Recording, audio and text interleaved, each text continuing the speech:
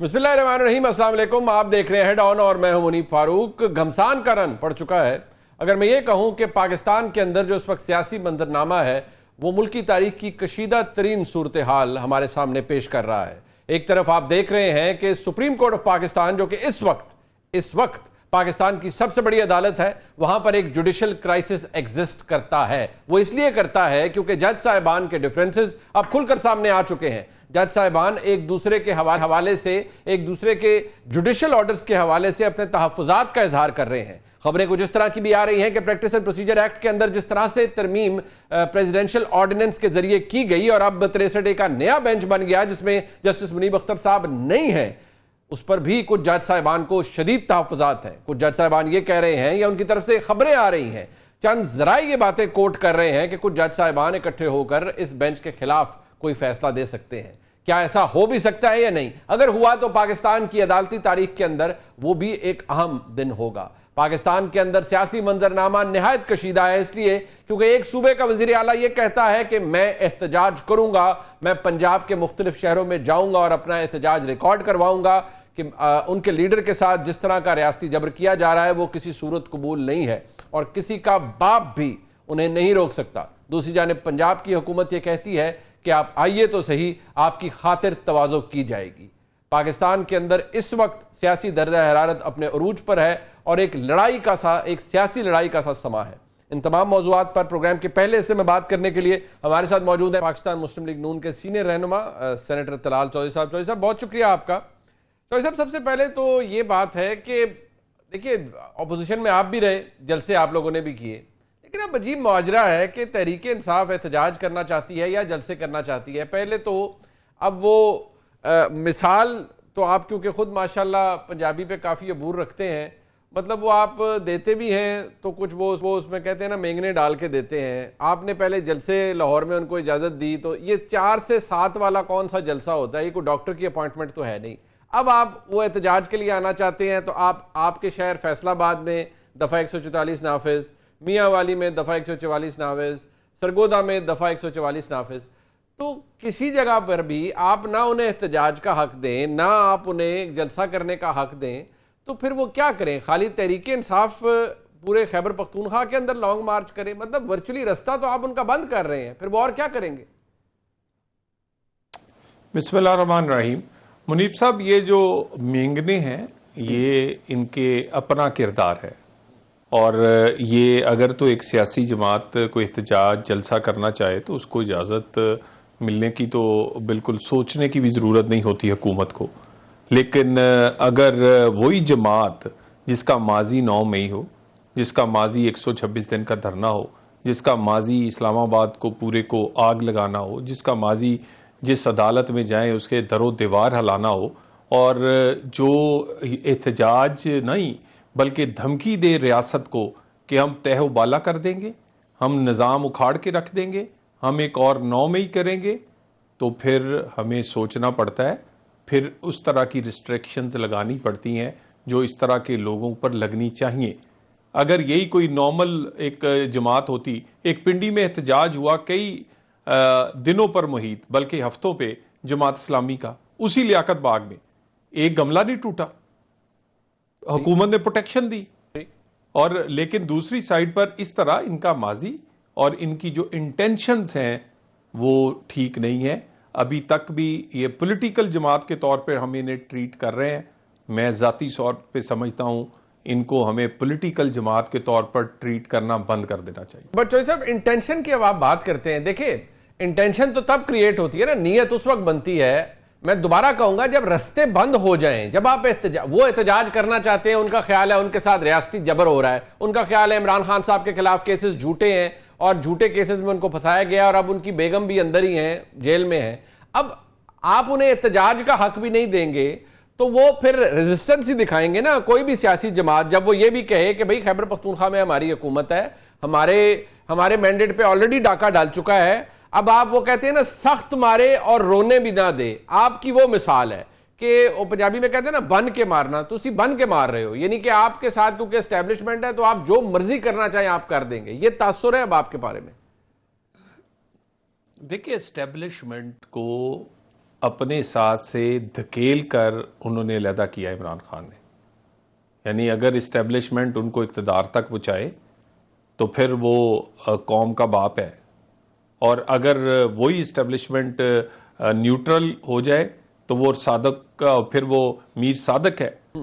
तो गुजारिश ये है, और उसके बाद आपके रिपोर्टर्स ज़रा पूछें ये जो 190 मिलियन का केस चल रहा है उसमें किस तरह के अल्फाज के साथ वो चीफ जस्टिस को, सिपा सलार को, वज़ीर आज़म को पुकारते हैं और क्या इंटेंशन शो करते हैं। यानी जो तकरीर भी की है गंडापुर ने कि इनकलाब का मैं ऐलान करता हूं, और उसको मोहर किसने लगाई है? अडयाला में बैठे हुए वो 190 मिलियन के मुजरिम ने।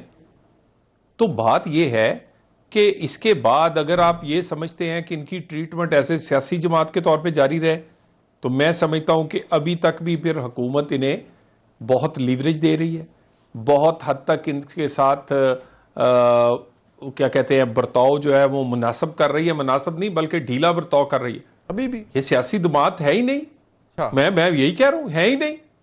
ये अब इनका माजी देख लेना। मतलब मुझे ये बताएं क्या वो जो साहब शेल चल गए, रबर बुलेट्स चल गई, बंदा तुसी फड़कन नहीं देना। मैं कह रहा हूं जी, मतलब आपने कहते हैं ना, वो पंजाबी में कहते हैं चुक के रखा हुआ है काम को, अभी भी आप कहते हैं कि नहीं अभी आपने हाथ हौला रखा हुआ है। बिल्कुल बिल्कुल, ये अपना सियासी बिहेवियर पहले करें, सियासी जमात बन के दिखाएं, 9 मई के मुजरमों से अलहदा हों, अपने आप को जमात से उससे पाक करें, आइंदा ना इस तरह के काम करने की ये लोगों के सामने बात करें, और उसके बाद इनकी देखी जाएगी इंटेंशन। देखिए मैं आपको एग्जांपल कौन कौन सी दूं। मैं तो 2014 के धरने से लेके और ये पिछले वो 25 मई 2023 को जो जब ये इस्लामाबाद तशरीफ लाए थे 22 को जो आग का लगाई गई थी सुप्रीम कोर्ट के एक हुक्म के आड़ में, और उसके बाद कैसे अदालतों में पेश होते हैं, किस तरह उनका बिहेवियर है, हर बंदे को गाली देते हैं। यानी आप जिसका दिल करे वो आप पे ये बेकरी का मामला देखा है। जी जी जी, यानी गाली देने को वहां ये सलामी पेश करने जा रहे हैं, और इनकी माओ बहनों का किरदार बड़ा साफ है। अच्छा, या ये इस मुआशरे के हिस्से नहीं है। मेरी गुजारिश सुने, मैं माओ बहनों पर ना है, प्रमोट करें। नहीं, ये गाली, ये मेरी गुजारिश सुन लेना, ये गाली देने को वहां सलामी पेश करने जाए, ये सिपा सलार को गाली दें, चीफ जस्टिस को दें, चीफ इलेक्शन कमीशन को दें, वजीर आजम को दें, इनकी ऐसी तैसी। अच्छा आप कह रहे हैं इनकी ऐसी तैसी, आप कहते हैं, वो कहते हैं कि पूरा 9 मई मुस्लिम लीग नून की इंश्योरेंस पॉलिसी है। वो इमरान खान साहब कहते थे सीसीटीवी फुटेज दिखा दे, कहां है मेरे बंदे जिन्होंने ये सब कुछ किया है। वो कहते हैं नहीं फौज ने गायब करवा दी, आपकी इंश्योरेंस पॉलिसी, आप उसी के ऊपर ढोल बजा रहे हैं इतने अरसे से कि 9 मई इन्होंने किया, साबित कुछ होता नहीं है। मेरी गुजारिश सुने ना, निज़ाम इंसाफ अल्हम्दुलिल्लाह इतना बेहतरीन है इस पाकिस्तान का। ये पाकिस्तान के एक यहां तक 75 साल में पहुंचने की वजह भी ये निज़ाम इंसाफ है। उसमें कोई तब्दीली चाहते हैं, उसमें कोई रिफॉर्म चाहते हैं, तो यहां पर लोगों को चाहिए, वो चाहते नहीं।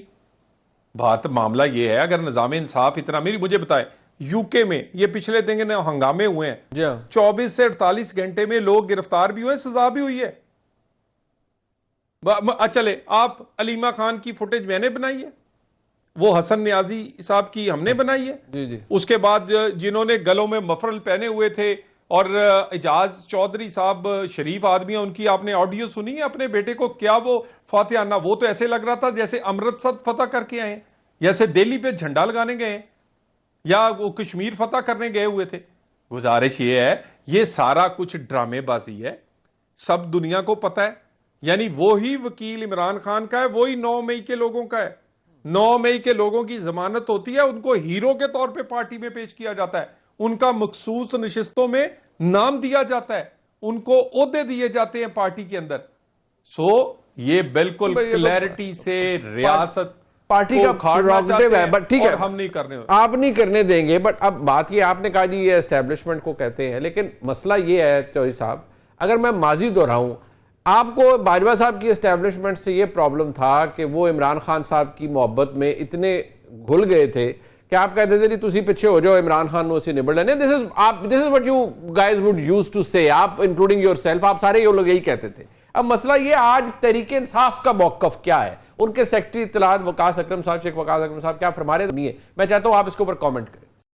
एहतजाज करना ये हमें आइन इसका हक देता है, मगर हम ये देख रहे हैं कि पिछले कुछ अरसे से स्टैब्लिशमेंट की क़यादत में एक बदतरीन वायलेशन आइन की जा रही है। ये जो स्टैब्लिशमेंट के टाउट्स हैं, इन टाउट्स ने हमारे इस मुल्क का सोशल फैब्रिक ही तबाह कर दिया। एक तरफ 83 साल बूढ़ी माँ को उठा लिया जाता है, दूसरी तरफ जो हमारी माएँ बहनें जेलों में, जैसे बुशरा बीबी, उनके सर से चादर उतार के उनके बालों की तलाशी तक ली जाती है अदालत में पेश करने से पहले। मैं ये तंबीह करूंगा कि पुरअमन एहतजाज को मत छेड़ा जाए। पुरअमन सियासी सरगर्मियां बिल्कुल तर्क नहीं करेंगे, इसमें और ज्यादा शिद्दत लाएंगे। ये सियासत पर बंदूक की इजारादारी न हमने पहले तस्लीम की है, न हम अब तस्लीम करेंगे। सियासत पर बंदूक की इजारादारी, माओ बहनों के सरों से चादरें उतारना, बुशरा बीबी के चादर उतार के उनके बालों की भी तलाशी लेना। तो साहब वो आज कह रहे हैं कि आप उतना जुल्म करें जितना कल बर्दाश्त कर सके। सबसे पहले तो ये है कि हम वो सियासी जमात नहीं है जो अल्हम्दुलिल्लाह जो रोए हों, भागे हों, प्रेस कॉन्फ्रेंसें की हों और चीखें मारी हों।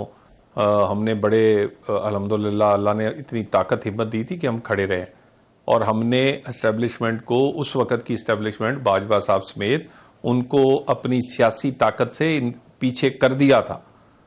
दूसरी बात यह है कि ये कहते हैं ना कि ये तो रियासत, ये सिर्फ हमारे मुखालिफ नहीं है, ये तो रियासत का भी तिया पांचा चाहते हैं। मुझे ये बताएं, IMF के खिलाफ खत नून लीग के खिलाफ लिखा गया था, या आप वाशिंगटन में जो वहां पर करारदाद अमेरिका में मंजूर हुई है वो किसके खिलाफ हुई है? नून लीग के पाकिस्तान के खिलाफ? लॉबिंग करें आप, उसके बाद करारदादें पास करवाएं, उसके बाद आपको फॉरेन फंडिंग उन लोगों से मिले जो कि पाकिस्तान मुखालिफ हो, उसके बाद आप ये IMF को ख़त लिखें। आप पाकिस्तान में ऐसे हालात पैदा करना चाहते हैं कि अफरा तफरी हो, और हम दूसरी साइड पर खड़े हैं कि ये नहीं होने देंगे। और मैं दोबारा कह दूं, ये अभी मेरा ज़ाती मौक़िफ़ है कि हुकूमत अभी भी थोड़ी सी इनसे ढील बरत रही है। ये सियासी जमात है ही नहीं। सियासी जमात होने के लिए सियासी उसमें क्रेडेंशियल्स होने चाहिए। वो बाकी क्रेडेंशियल्स बाकी जमातों को, अब JUIF आती है, एहतजाज करती है, जलसा करती है, वो भी अपोजिशन में है। जमात इस्लामी करती है, बाकी जमातें बहुत सारी करती हैं। ये एक ऐसे लोग हैं, ये ना किसी मुआहदे की पासदारी कर सकते, और इनका माजी गवाह है कि ये मुआहदा करके धोखा दे के फिर आगे कोई मामला करते हैं। 2014 वाला वो मुआहदा, वो जो साइन हुआ था, वो सामने रखे, उसके बाद ये रेड जोन में घुस गए थे। बट ऐसा मसला ये है, तो देखिए कुछ चीजें गले से नहीं उतरती। देखिए मुस्लिम लीग नून को आज भी ये हॉन्ट करता है कि सुप्रीम कोर्ट के ऊपर धावा बोला गया, और बहुत से सीनियर सहाफ़ी जो उस वक्त के हैं वो इस बात की गवाही देते हैं कि जज साहिबान को पाँव में जूते भी नहीं पहनने दिए गए और उन्होंने दौड़े लगानी पड़ी उन्हें, जिस कदर बाकायदा तौर पर कार्रवाई सुप्रीम कोर्ट पर की गई। ठीक है, वो मुस्लिम लीग नून के गले से नहीं उतरता। 2014 का धरना, मैं गवाह हूँ, वो एक फ्रॉड था, किया गया, और उस वक्त ज़ैनुल ज़हीरुल इस्लाम साहब सरबराह थे ISI के, वो उसके अंदर शामिल थे। वो पूरा स्टेज सजाया गया, मैं वो तो हमने अपनी आंखों से देखा नहीं जी, दो तमाशा लगा। रियासत का नुकसान उसी वक्त होना शुरू हो गया था, मैं उससे आपकी बात मानता हूँ। लेकिन मैं एक पाकिस्तानी हूँ, मुझे ये आइन कहता है, पाकिस्तान का हुक्म देता है कि तमाम सियासी जमातों को एहतजाज का, जलसे का हक है। अब मसला ये है कि खैबर पख्तूनख्वा के वज़ीर आला ये कहते हैं कि जी मैं आऊँगा, मैं जलसा भी करूंगा, मैं एहतजाज भी करूंगा, मुझे रोक सकते हैं तो रोक लें। बल्कि वो कल ये कह रहे थे कि किसी का बाप भी मुझे नहीं रोक सकता, मेरे साथ जो मशीनरी होगी वो कंटेनरों को उखाड़ देगी। तो आप क्या सूबे को सूबे से तो नहीं लड़ाना चाहेंगे ना? तो कुछ थोड़ी सी मामला फहमी पंजाब हुकूमत को भी करनी चाहिए, बिल्कुल डंडा हाथ में नहीं पकड़ना चाहिए। बाप तो फिर वो बहुत बड़ी बात है। बाप के बच्चों के सामने पिछले 2-3 हफ्ते पहले ये कॉन्स्टिट्यूशनल एवेन्यू की सड़क पर इन्होंने कई घंटे कान पकड़े रखे हैं और वहाँ रोते भी रहे हैं, और वहाँ पर ये उनका शुक्रिया भी अदा करते रहे हैं कि वो अगर झगड़ा पेशावर वाला जीत जाता तो मैं CM ना बनता, मैं आपकी मरूने में न तो बना हूँ। और बाकी इनकी बढ़ के ना देखा करें, इनका किरदार देखें।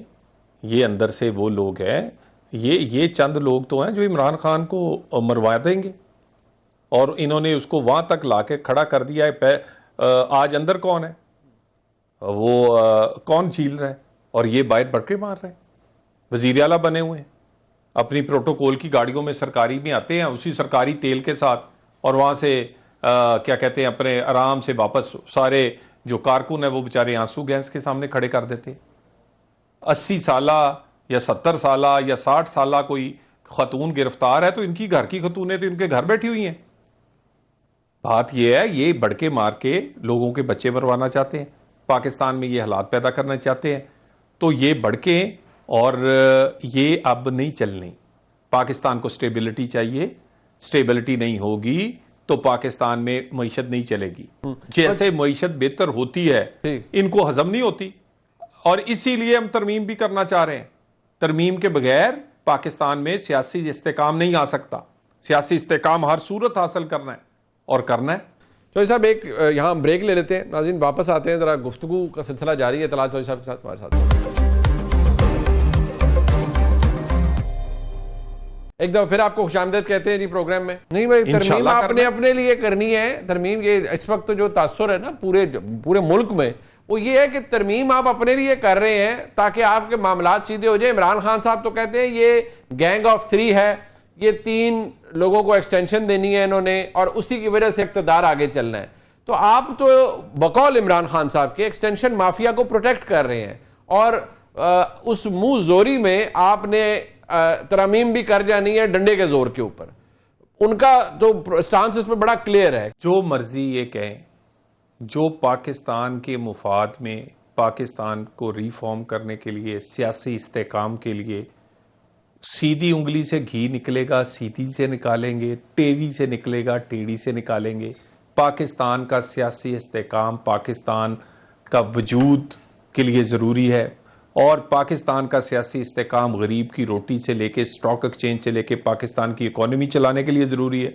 सो सियासी इस्तेकाम के लिए करेंगे करेंगे करेंगे, इमरान खान कहे या कोई और कहे, कोई परवाह नहीं। बट साहब मसला ये भी आपने कहा घी निकालेंगे, आई होप आप सीधी और टेढ़ी उंगली से घी निकालें। इस चक्कर में मुल्क के सियासी निज़ाम का मुहावरतन कह रहा हूँ तेल ना निकल जाए, क्योंकि जितनी लड़ाई इस वक्त पड़ चुकी है वो तो फिर बड़ा खराब है ना काम जी। मतलब आप तो ऐसे हालात पैदा कर रहे हैं। मुनीब साहब ये डील दे के ये तेल निकला है, नहीं तो ये पिद्दी और ये पिद्दी का शोरबा, ये इस तरह के लोग बड़के मारें और पाकिस्तान में 9 मई करें या पाकिस्तान में इंतशार के हालात पैदा करें। यहां तक किसने पहुंचाया? गुड टू सी यू ने, इस सोच ने पहुंचाया है, जिन्होंने इन्हें सजा ही नहीं दी। कब से फॉरेन फंडिंग चल रहा है? 8 साल स्टे फॉरेन फंडिंग हो, साइफर हो, 190 मिलियन हो, तोशा खाना हो, यानी निजामे इंसाफ का लाडले बने हुए। यानी अगर ये अदारे उस वक्त अदारे बनते तो ये इस तरह के पाकिस्तान का बुरा हाल ना होता। किसी का क्या जाएगा? वो कहां है साकिब निसार? वो जाके खुद लंदन बैठा हुआ है। कल पूरी तरीके इंसाफ इस पे सीख पा थी कि किस तरीके से उनके सर से चादर उतारी गई। वो एक पर्दादार खातून है और उनके बालों की तलाशी ली गई। जेल के अंदर उन्होंने बालों में क्या छुपा लेना था? ये जुल्म आप लोग कर रहे हैं। मैं दोबारा कहूंगा, वो कहते हैं ये जुल्म फिर घूम फिर कर आप लोगों पर आएगा। फिर आप कहेंगे कि देखिए हमारे साथ बड़ी ज्यादती हुई। किसी के साथ भी चले, तहवील में जेल में होना और बात है, पर किस तरह की ज्यादती? गुजारिश ये है कि वो डिप्टी सुबर्न जेल और वो दूसरे और वो माफिया और वो मोबाइल्स और बालों में अगर आप माइक छुपा कर लेकर जाएंगे रिकॉर्डिंग्स, तो फिर आपकी तलाशी भी बालों की होगी ना जी। आप अगर अपने पर्दे से के अंदर अपने जुर्म छुपाने की कोशिश करेंगे और कहें पर्दादार खतून है, या पर्दादार खवातीन से ही खुद के जैकेटें बरामद हुई हैं कईयों से, अब छोड़ देते हैं, कहें जी क्योंकि बुरखा पहना हुआ है, वो स्मगलिंग का कपड़ा लेकर आए, वो बारूद लेकर आए, वो कुछ और काम करे। ये देखें ना, ये ढोंग है। पर्दादार बन के आप अपने जराइम छुपाना चाहते हैं। भाई तुम ये बताएं, आप बीवी हैं किसी की, आप सबसे पहले ये फरमा दें वो तोशा खाना की कॉलें कौन करता था, कौन बेचता था, गिफ्ट कौन लेकर आता, वो सारी चीजें अब निकाल कर दे दे। वो हीरो के हार जो हैं वो काड़े में पड़े हैं या बनी गाला में पड़े हैं, वो लाकर पेश कर दे। तो अगर आप जनाब की पार्टनर हैं तो आप जुर्मदार हैं। आप बीवी हैं या बहन हैं। बात किया चौधरी साहब, हुकूमत बहरहाल आपकी है, तो मुझे ये बताएं कि पंजाब हुकूमत ने सिवाय आप वो एक जलसा करने निकलते हैं, मैं आखिरी सवाल है आपसे, अब एक जलसा होता है, रैली, 5 प्रेस कॉन्फ्रेंसेस पंजाब की वज़ीर इत्तलात और मेंबरान को पंजाब असम्बली करते हैं, और हर मिनट के बाद बाकायदा वो प्रेस कॉन्फ्रेंस कम तड़ियाँ ज़्यादा होती हैं कि ये ऐसे कर दिया तो हम ये कर देंगे, ऐसे कर दिया ये कर देंगे। कोई एक जगह पर आप ये बता सकते हैं कि पंजाब हुकूमत ने कहा कि भाई बैठ कर तरीके से बात कर लें, आप बिल्कुल एहतजाज अपना करें, आपने दफ़ा 144 लगाई जानी है, फिर ये आप जहन में रखें कि कोई घर में नहीं बैठेगा, फिर लोग बाहर निकलेंगे। निकल आए जी, लेकिन इजाजत जो है वो टर्म्स एंड कंडीशन में मिलेगी, इनके माजी देखकर मिलेगी, इनका किरदार देख के मिलेगी, सियासी जमात बन के दिखाएं, सियासी बिहेवियर दिखाएं।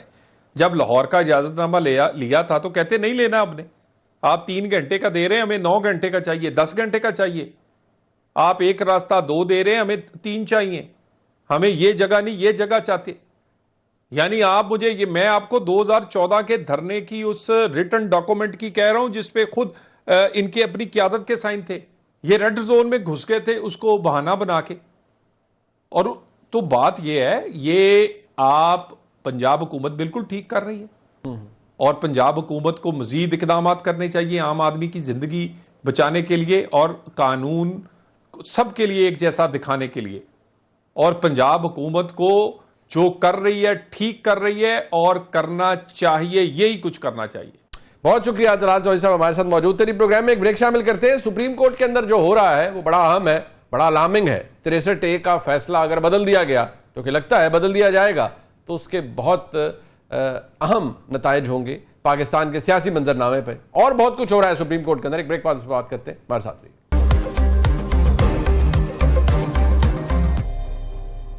एक दफ़ा फिर आपको खुशामदीद कहते हैं। इस वक्त सूरत हाल सुप्रीम कोर्ट ऑफ पाकिस्तान के अंदर कशीदा है। 63A का नया बेंच तश्कील दिया जा चुका है, जिसमें जनाब जस्टिस मुनीब अख्तर साहब नहीं है। बहुत से वकला हजरात ये समझते हैं कि जो फैसला गुज़िश्ता रोज़ लिखवाया गया था वो जुडिशल ऑर्डर था ही नहीं। खुद जनाब मुनीब अख्तर साहब ने एक ख़त लिखा रजिस्ट्रार को, जिसमें उन्होंने कहा कि ये हुक्मनामा गैर कानूनी है। साथ ही साथ जो वजूहात उनके ना शामिल होने की थी वो भी उन्होंने बयान कर दी। अब बहुत से वकला, बल्कि आज ख़ास तौर पर तहरीक इंसाफ की जानिब से जो बातें हमारे सामने आईं वो बैरिस्टर अली ज़फ़र साहब ने कहीं। बैरिस्टर अली ज़फ़र साहब क्या फरमा रहे थे, मैं चाहता हूँ ज़रा इसको सुन लीजिए कि ऑर्डिनेंस के मुताबिक प्रैक्टिस एंड प्रोसीजर के अंदर जो तरमीम की गई या जो भी मामलात हुए उसमें क्या होना चाहिए था, क्या फरमा रहे हैं, सुन लीजिए। 3 मेंबर जो है, ऑर्डिनेंस के अल्फाज अगर आप देखें तो उसमें लिखा हुआ है कि 3 मेंबर बैठेंगे। जिस तरह जब एक बेंच बनता है सुप्रीम कोर्ट का, उसमें कहा जाता है कि 3 मेंबर बैठेंगे और 1 मेंबर ना आए तो वो बेंच तश्कील नहीं होता। इसी तरह कमेटी का भी इश्यू है, अगर 3 में से 1 मेंबर भी ना बैठे तो फिर वो कमेटी वो फैसला बेंच का नहीं कर सकती। इसलिए जब तक जस्टिस मंसूर अली शाह साहब उस कमेटी में नहीं बैठते, इस रिव्यू की लिए बेंच तश्कील नहीं किया जा सकता। बेंच तो तश्कील कर दिया गया है और समाअत भी हुई है, और ये समाअत कल तक मुलतवी हुई है। इन तमाम मामलात पर गुफ्तगू करने के लिए हमारे साथ मौजूद हैं मुल्क के नामवर कानूनदान जनाब अब्दुल मोइज़ जाफरी साहब। बहुत शुक्रिया मोइज़ साहब आपका। और जनाब हसन अयूब साहब सीनियर सहाफ़ी हैं पाकिस्तान के जो पावरफुल सर्कल्स हैं उनके अंदर, और ख़ास तौर पर जो सुप्रीम कोर्ट में हो रहा है उधर जो मामलात वाक़यात हैं वो भी समझते हैं। मोइज़ साहब ज़रा आप बताइएगा सबसे पहले कि ये जो कुछ सुप्रीम कोर्ट में हो रहा है, I mean frankly as a student of law थोड़ा सा डिसअपॉइंटिंग, थोड़ा सा नहीं बल्कि बहुत डिसअपॉइंटिंग होता है, where everything has come out in the open now. I do believe कि 63A का फैसला मेरे अपने ओपिनियन के मुताबिक दुरुस्त तशरीह नहीं थी, लेकिन जिस तरीके से अब ये मामला आगे बढ़ाया जा रहा है, क्या कंसर्न है सबसे बड़ा आप देख रहे हैं जो इस वक्त नजर आ रहा है?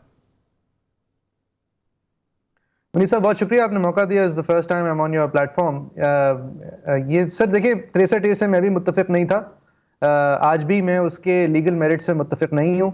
मेरे ख्याल में वो अपने बाकी दीगर मसाइल और कमज़ोरियों के अलावा उसकी जो मेन कमज़ोरी है वो ये है कि अगर उसकी तशरीह से चला जाए तो आर्टिकल 95 जो है आइन का वो रिडंडेंट हो जाता है, यानी कि एक पार्टी मेंबर जो है वो अपने ही वज़ीर आज़म के खिलाफ अदम एतमाद का फिर इजहार नहीं कर पाएगा। लिहाजा एक वज़ीर आज़म जो है वो अपना आप ही एक डिक्टेटर बन जाएगा पार्लियामान के अंदर।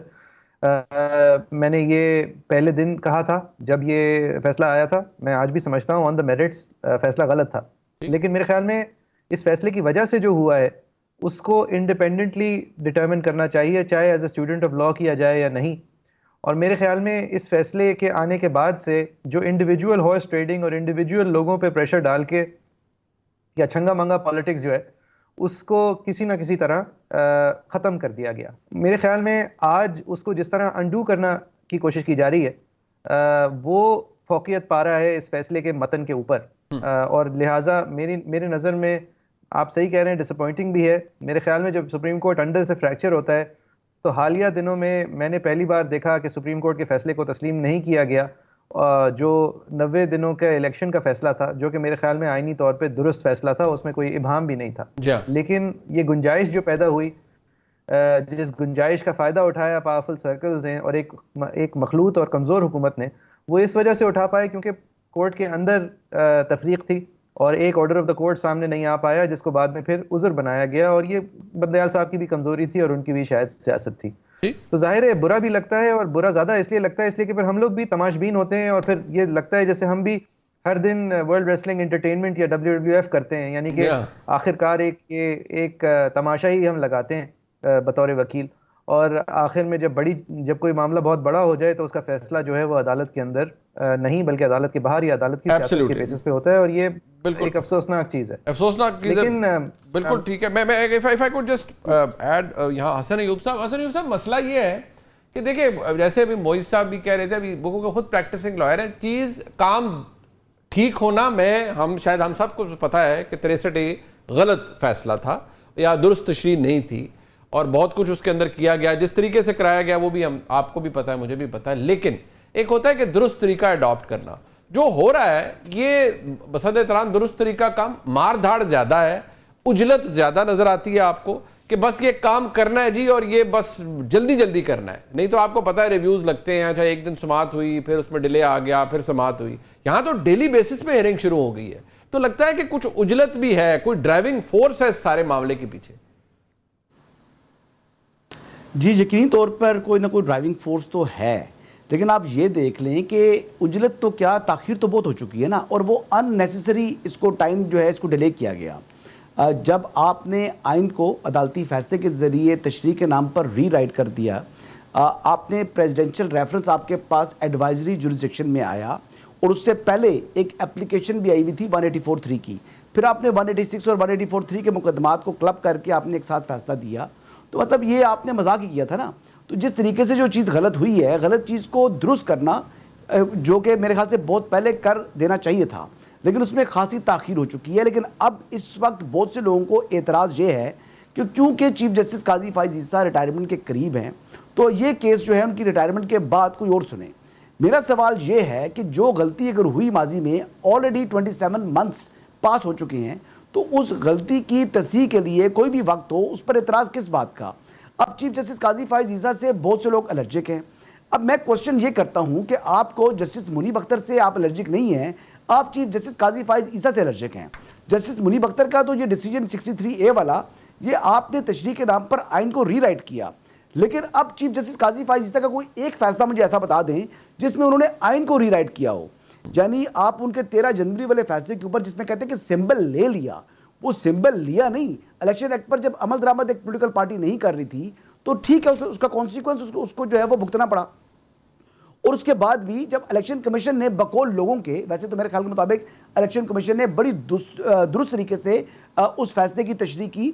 अगर उसने गलत तशरीह भी की थी तो फिर आपके पास जो है फोरम मौजूद है सुप्रीम कोर्ट ऑफ पाकिस्तान में, वहां पर जाकर लीगल रेमेडी लेते, वो भी नहीं ली। ये लाडलापन जो है ना, ये खत्म होना चाहिए इस मुल्क में। और हॉर्स ट्रेडिंग के हवाले से जो बात कर रहे हैं मोइज जाफरी साहब, मैं इनकी तकरीबन तमाम बातों से इत्तेफाक करता हूं। अक्सर हमारा इत्तेफाक नहीं होता, लेकिन आज जो बात इन्होंने की है उस बात से मैं मनोअन जो है वो इत्तेफाक करता हूं। और बिल्कुल अब चीजें आपकी बात से भी इत्तेफाक है कि हिस्ट में नहीं होनी चाहिए। इसीलिए जिस दिन जस्टिस मुनीब अख्तर साहब ने पहले दिन बेंच में शामिल नहीं हुए, तो फिर उसी दिन बेंच कॉन्स्टिट्यूट नहीं किया गया चीफ जस्टिस उमर साहब बंदियाल साहब की तरह। वो तो उठे थे और आधे घंटे के बाद दोबारा बेंच असेंबल होकर बैठ गए। बट उस वक्त वो प्रैक्टिस एंड प्रोसीजर वाला मामला भी नहीं था ना। बट अगर इसको हम यहाँ मोइज जाफरी साहब, एक चीज जो इंपॉर्टेंट है कि देखिए, मुझे लगता है कि ये तासुर नहीं आना चाहिए, खुदा न खास्ता, निहायत एहतराम से कह रहा हूँ, कि कुछ ना इनको क्लूड करके एग्जीक्यूटिव के साथ कुछ हो रहा है सुप्रीम कोर्ट के अंदर। बसद एहतराम, मैं it's a very loaded thing to say, but presidential ordinance के जरिए प्रैक्टिस एंड प्रोसीजर कानून में तरमीम होना एंड उजलत में, और जैसे कोई इंतजार कर रहा है कि फटाफट ये वो नई कमेटी और ये हो और मुनीब साहब निकलें और फलाना आ जाए, फिर जज साहब, चीफ जस्टिस साहब एक लंबा चौड़ा खत लिखें, फिर मुनीब साहब कहें कि इसमें नहीं, ओरिजिनल जो कॉन्स्टिट्यूशनल क्वेश्चंस थे उनका जवाब नहीं दिया गया। बट सवाल ये जो अली जफर साहब आज कर रहे हैं, चले मैं अगर आज पर आ जाता हूँ कि जब तक मंसूर अली शाह साहब नहीं बैठेंगे ये 3 मेंबर्स बैठने चाहिए, 2 के साथ नहीं बन सकता, नहीं डिसाइड हो सकता। How valid do you think his argument is? Sir देखिए, मुझे थोड़ा मौका दीजिएगा मुनीब साहब, क्योंकि आपने जो पहला तज्जिया किया है मैं उस पर भी कमेंट करना चाहता हूं और फिर अली जफर साहब के दलाइल की तरफ आना चाहता हूं। आप जो ये लार्जर पिक्चर की बात कर रहे हैं ना, इसकी बात करना बहुत ज़रूरी है। काजी साहब की एक पूरी हिस्ट्री है जिसके अंदर उन्होंने ऑर्डिनेंसेस के हवाले से एक पोजीशन ली है कि ये बिल्कुल जब मतलब घर को आग लगी हो, जब अगर ज़रूरत हो तो आप मुकन्नना को सस्पेंडेड छोड़ के इंतज़ामिया फ़ैसला कर सकती है कि इस कानून की ज़रूरत है। ये कानून जो हैं वो अपने बाय देयर वेरी नेचर वो टेम्पररी होते हैं और वो कानून नहीं समझे जाते, वो अलील होते हैं, उनको पार्लियामान की स्टैंपिंग ज़रूरी होती है। अच्छा, अब इसके ऊपर एक और लेयर लगाएं कि supreme court practice and procedure act 2023 के चैलेंज के खिलाफ जो मेजॉरिटी फैसला लिखा, जिसका हवाला मंसूर अली शाह साहब ने दिया, उसमें काजी साहब ने भी कहा कि ये ज़रूर हमारी ही डोमेन थी, लेकिन इसके अंदर एक डोमेन कंकरेंट पार्लियामान की भी थी। अब पार्लियामान ने अगर कुछ कर दिया है तो इससे आगे जो है वो सुप्रीम कोर्ट ही फैसले करेगी। यानी कि ये एक बेसिस था जिसकी वजह से कोर्ट ने एग्री किया कि ये मिनिमम स्टैंडर्ड्स हैं, इनसे आगे अगर कोई स्टैंडर्ड रखे जाएंगे तो कोर्ट रखेगा। यानी कि supreme court practice and procedure act 2023 के ऊपर जो मेजॉरिटी बनी थी वो इस शर्त पे बनी थी कि ये डोमेन सुप्रीम कोर्ट की ही है। अब एक ऑर्डिनेंस आती है जिसकी आपने माजी में खिलाफ खड़े हुए हैं, उसके बाद वो ऑर्डिनेंस जो है वो एक ऐसे कानून को तरमीम करती है जिसका बैलेंस जो है वो स्ट्राइक ही इस शर्त पे हुआ है कि अब बस और अब आइंदा जो है सुप्रीम कोर्ट आगे फैसले करेगा। और फिर उस ऑर्डिनेंस का मतन जो है वो डायरेक्टली उस बैलेंस को अफेक्ट करता है, और इस तरह अफेक्ट करता है कि जिस नियत से पहला एक्ट लाया गया था उस नियत की कंप्लीट उलट हो जाती है कि जो मास्टर ऑफ द रोस्टर की पोजीशन है वो तकरीबन बहाल हो जाती है। और आपकी राय मास्टर ऑफ द रोस्टर के हवाले से आया है कि आपने कहा था ये कानूनी तौर पे एक घटिया अमल है, आदमी का अपने आप के अंदर ताकत जमा कर लेना, ये ईमान के हवाले से एक घटिया अमल है, ये ईमान के हवाले से कंसेंसस बिल्डिंग के खिलाफ है, ये कुरान के इंजक्शन के खिलाफ है। ये सारी बातें आपने की होती हैं। उसके बाद ये ऑर्डिनेंस आती है, उस ऑर्डिनेंस के चंद घंटों बाद आप उस पर अमल कर देते हैं। उस अमल के ऊपर जब सेकंड सीनियर मोस्ट जज की राय आती है तो आप उस राय को इग्नोर कर जाते हैं, जिसकी वजह से वो सेकंड सीनियर मोस्ट जज जो है वो बेंच का हिस्सा ही नहीं बनते। और ये आप क्यों कर रहे हैं मुनीब साहब? अलाउ मी दिस, आप इसलिए कर रहे हैं ताकि आप बहुत सारी लार्जर बेंचेस बनाएं जिसके अंदर छुपी हुई एक लार्जर बेंच हो जो कि अगले दिन बैठनी है, बाकी लार्जर बेंचेस की कोई तारीख मुख्तस ना हो। और वो लार्जर बेंच किस बात पे बैठनी है?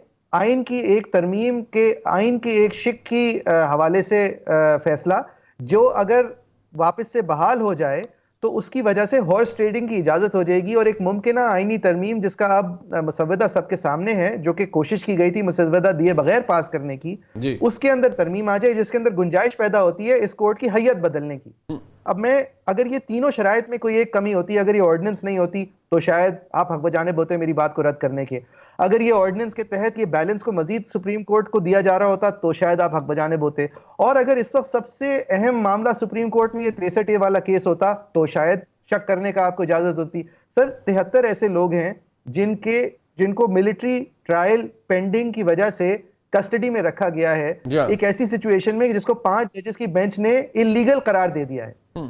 वो केस एक स्टे ऑर्डर पे चल रहा है पिछले साल से ज्यादा और फैसला नहीं हो पा रहा क्योंकि बेंच जो है वो कभी 6 की बनती है, कभी 5 की बनती है। अच्छा, उस बेंच के अंदर भी जो प्रिजाइडिंग जज थे जिन्होंने स्टे ऑर्डर दिया था वो जज थे जिन्होंने इससे पहले बनी हुई बेंच के अंदर बैठने से इस बात पे इनकार कर दिया था कि वो कानूनी तौर पे बनी हुई बेंच नहीं है और वो रिक्यूज नहीं कर रहे लेकिन वो बेंच से हट रहे हैं। और वो थे तारिक मसूद साहब जिन्होंने ये ऐलान काजी फैज ईसा साहब के साथ करते हुए इनिशियल बेंच को छोड़ा था, और फिर इनको बेंच का वापस से हिस्सा भी इस बुनियाद पे बना दिया था कि नहीं आपने रिक्यूज तो नहीं किया था। अब आ जाए अली जफर साहब की बात पे। अली जफर साहब चाहे वो पुराना कानून हो या नया, वो कहता है कि द 2 सीनियर मोस्ट जजेस एंड अ जज to be appointed by the chief justice. पुराना कानून कहता था द 3 सीनियर मोस्ट जजेस। अब जब दूसरा सीनियर मोस्ट जज ही नहीं है तो मुनीब साहब इसमें आपको कानूनदान की तो जरूरत नहीं है ना कि आप कह दें कि चलें फिर तो कमेटी नहीं हुई ना। यानी कि मास्टर ऑफ द रोस्टर को डाइल्यूट किया गया। तो अभी भी जो शक्ल है ऑर्डिनेंस के बाद वो तो ये है ना कि ठीक है आप रबर स्टैंप के लिए ही सही सीनियर प्यूनी जज को साथ मिलाएं और फिर उसकी बात को आप रोड रोल कर दें अपने pick But if the senior peony judge refuses to sit, Moisa, what happens then? Well, I would think that the committee does not have quorum.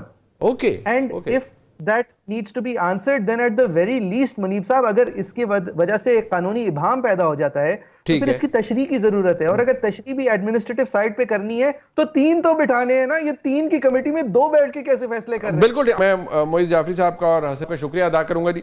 Programme आपने देखा, इसका फीडबैक हमें जरूर दीजिएगा। देखने का बहुत शुक्रिया। खुदा हाफिज।